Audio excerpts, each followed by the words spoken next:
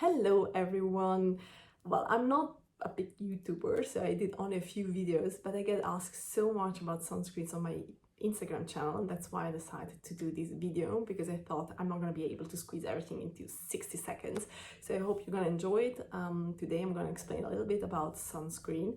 As those that follow me know, I use sunscreen every day, and since I had my little girl, I look very much on what I buy.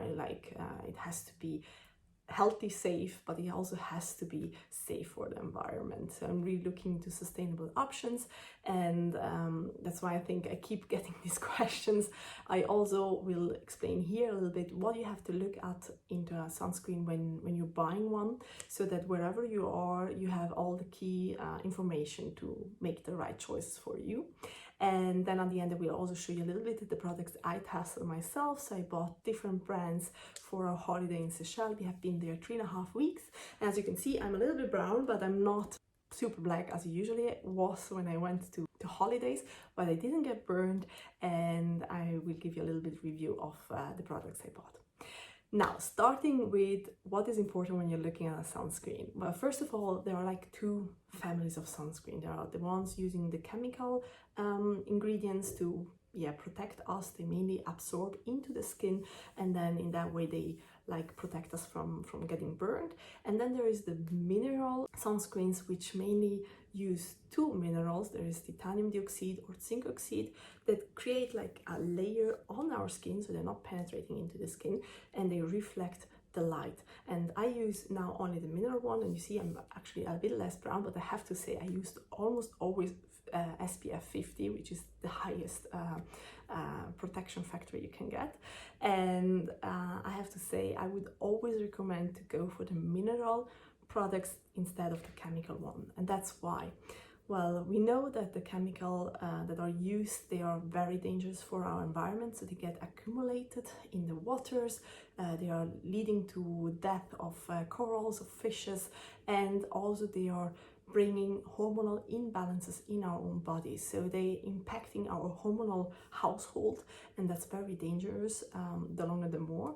And at the end, whatever we put on our skin and whatever we ingest, it will somehow get back to us, because we are a big ecosystem. It's like everything is linked in this planet, and as much as we don't want to see that, it's true. So yeah, if we put sunscreen on our skin, it will get washed either in the sea or in a pool, and this water will somehow at the end get back to us in a way or in the other. So just keep that in mind whenever you buy something, to make sustainable choices.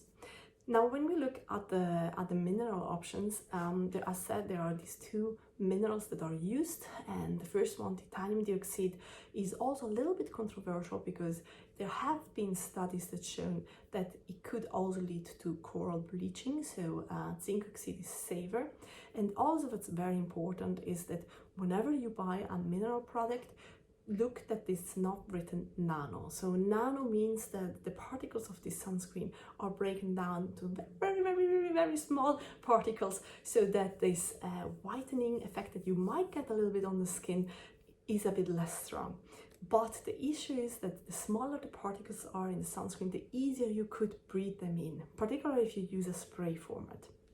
So that's why in general it's always better to have a cream, so no spray, cream. And the second is really look at the particle size. So if it's written nano, maybe better not taking it.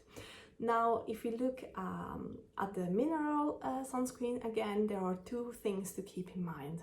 Well, one thing is the SPF, so this is the sun protection factor, which mainly says how long you can stay outside in the sun without getting burned. So if you take, for example, SPF 30, it's a factor that mainly says, okay, if you would get burned in 10 minutes in a sunny midday, you can put the sunscreen 30 on it. So it means you can take the 10 minutes times 30, which makes 300 minutes, which is about 5 hours. So theoretically, you should be able to be outside for 5 hours without getting burned. Theoretically. Why? Because as soon as you get into the water, as soon as you start sweating, if you get scratched around with the sand, you just dry yourself with a towel, you get the sunscreen a bit off, and then the protection is not there anymore. That's why, general rule of thumbs, they say apply your sunscreen every 2 hours.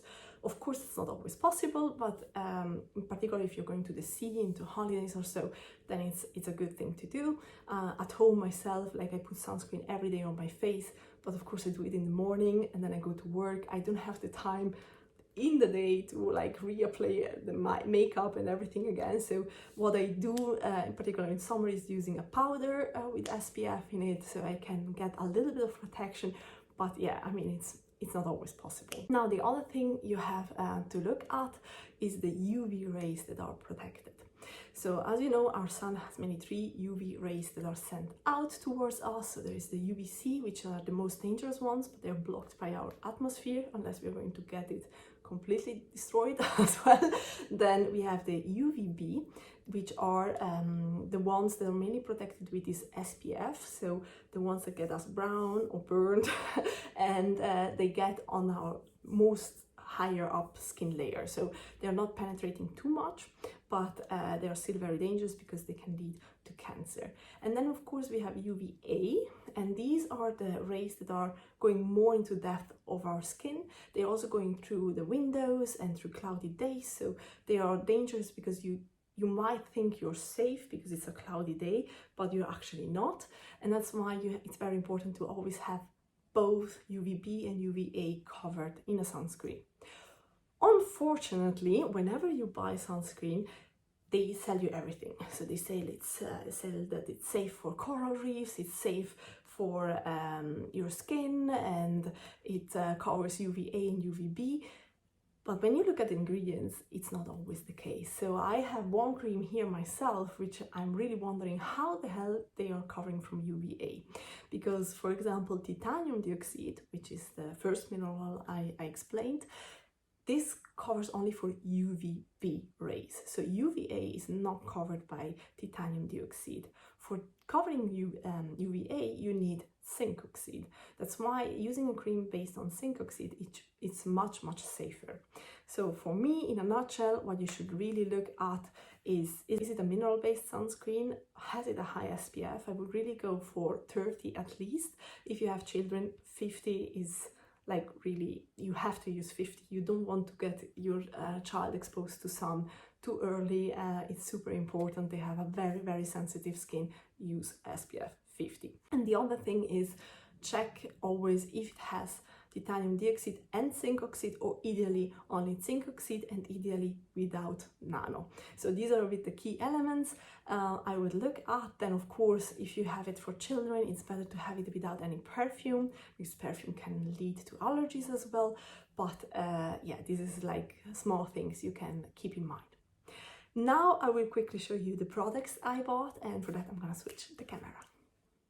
Now here you can see the products I bought and I tested. We start off with the cheapest one, which is from German chain DM, Alverde Naturkosmetik. So this one has mainly in it only titanium dioxide, unfortunately also in nano format. I bought it quickly because we were at the store, we knew in a few days we were going to holiday, and was like, oh holy moly, we still need some sunscreen. And I didn't really see that it has only that and only a nano format. They state that they also protect UVA. Honestly, I don't know with which one of these ingredients they should be able to do. So that's why I always check the ingredients in the back. Yet this cream, well, leaves a lot of white. We were really looking like ghosts on the beach. But it protected overall very well. At least we didn't get burned. But as said, I'm a little bit skeptical about the UVAs. Then the second one, the knife, it's from a Netherlands company, and I have to say this has becoming my favorite. It's not leaving any white on the skin, or really only a little bit. The only downside, it has a little bit of perfume in it. So I don't know if for a baby I would use this one or this one. The good thing is it's based on zinc oxide. So this is really covering both the rays, and it's probably one of the safest around in the market. And I tried the sun cream and the sun lotion, so this is a little bit easier to use. And see, now this one has no perfume. This is probably going to be my favorite. This I can probably recommend also for people having babies. And you can see here the ingredients. It says zinc oxide, there is no nano on it, and for the rest it's all natural ingredients, so I would really recommend this one. Then we have Algamaris. So this has been my favorite for a long time until I figured out the thing with the titanium dioxide. This one mainly has titanium dioxide, not in nano format, and zinc oxide, so it has both. It's covering very well. I tried the normal cream, so this is like a normal cream, just focusing a little bit on the face, but you can use it for the body as well. And then for the holiday, I wanted to test the spray format. As said, titanium dioxide, taken with precaution in terms of you shouldn't inhalate it. That's why I always use the spray on the hand and then I put it on the body so that my girl does not breathe it in. Works very well. Of course, the spray is great. Whoever has children knows it has to be quickly to be applied. This was the easiest from all to be applied. Super fast to put on, leaves no white traces. The same is for the face. You look white in the beginning, really white, so you maybe get scared a little bit, but it goes away within, I think, 1-2 minutes and you look normal again. And then last but not least, my daily face cream. Really use this for my face every day. I love it. It's the most expensive one, so it is from the cheapest going up in the price. And I have to say I love it because it combines mainly sunscreen with day care. It's also based on zinc, so it's similar to this one. It has only zinc oxide in it. It has also a lot of other good things. I wouldn't use this as a sunscreen for the whole body just because it's very expensive, but for the face I do love it. Also here you look white in the beginning, takes a few minutes and then it's fine. These are the creams I used. I wouldn't buy again these ones, mainly because it has only titanium dioxide and it's in nano formats. Really wonder how they protect from the UVA. I would highly suggest this one to everyone, and I would probably switch from this, which is more expensive, to this one in future. Well, now I have still some sunscreen, so I'm gonna use it. And this I can really recommend to all the girls out there that want to keep a young face as long as possible, because it's really a good protection and nourishes the skin very well. I hope you enjoyed this video. If you liked it, then leave a little comment, a little thumbs up, and so I know that I was on the right track. And as a little note, of course, I used to be a scientist, but I'm not a scientist anymore. I based my research reading on papers I read. I tried to read as much as I could, so if I didn't get everything and you know more, also that, please add it on the comments. It will be helpful for everyone here. And yeah, hope you enjoyed, and I wish you a lovely day and enjoying the sun in a safe way. Bye bye.